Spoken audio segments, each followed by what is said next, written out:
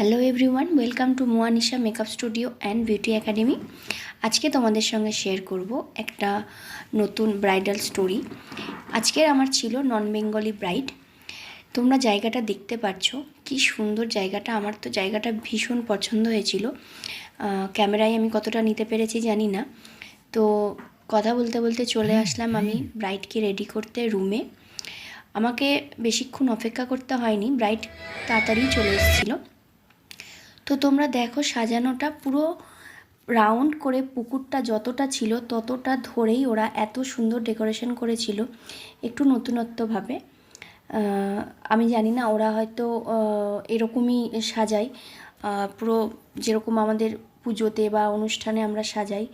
তো পুরো জায়গাটাকে ধরে ওরা ডেকোরেশন করেছিল, ভীষণ ভালো লাগছিল, একটা নতুনত্ব ব্যাপার ছিল। তো আমি এবার রেডি করব ব্রাইডকে। ব্রাইডের এইখানটায় ছিল মণ্ডপ, আর ওদের ভীষণ নিয়ম থাকে, অনেক দিন ধরে নিয়ম চলে। তো আমি এরকম সাজানো অনেক জায়গাতেই দেখলাম, আরও অনেক জায়গাতেই ছিল।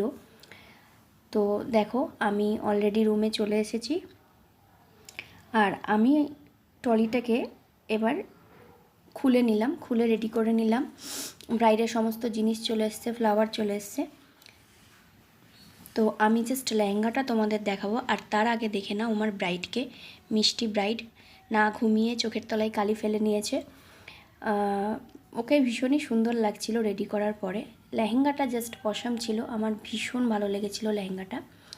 ওরা নন বেঙ্গলি ব্রাইড ম্যাক্সিমাম বিয়ের দিন লেহেঙ্গাই পরে, আর ও রীতিমতন ঘুমোচ্ছিল। ও বলছিল আমার ভীষণ টায়ার্ড লাগছে, আমি ঘুমোবো। তো ও ঘুমোচ্ছিল, আমি কাজ করছিলাম। কথা বলতে বলতে রেডি হয়ে গেল আমার ব্রাইডের ম্যাক্সিমাম কাজ। এই ঘরটাতে আমি রেডি করছিলাম, সেই ঘরটাতে আলো কিন্তু ভীষণ পরিমাণে কম ছিল। তো দেখো, তোমরা মেকআপটা দেখলেই বুঝতে পারবে কখনো বেশি সাদা লাগছে বা কখনো একদম স্কিন টোনের সঙ্গে মিলে যাচ্ছে। তো এই হচ্ছে আমার ব্রাইডের ফুল লুক। দেখো, এখনও পর্যন্ত আমি জুয়েলারিগুলো ঠিক করে পরাতে পারিনি। তো ওর তো ভীষণই পছন্দ হয়েছিল সাজটা, তোমরা ওর মুখের হাসি দেখেই সেটা বুঝতে পারবে। তোমরা দেখতে পাচ্ছ ওর আই মেকআপটা, জুয়েলারি জাস্ট ভীষণ সুন্দর হয়েছিল। ও ভীষণ খুশি ছিল, ইভেন আমিও খুব খুব খুশি ছিলাম, কারণ সেদিনে ব্রাইডকে আমি খুব ভালোভাবে রেডি করতে পেরেছি। একদম একা নিরিবিলি একটা ঘর ছিল, কেউ এসে আমাকে ডিস্টার্ব করেনি। তো অনেক দিন পরে আমি শান্তি করে সাজাতে পারলাম।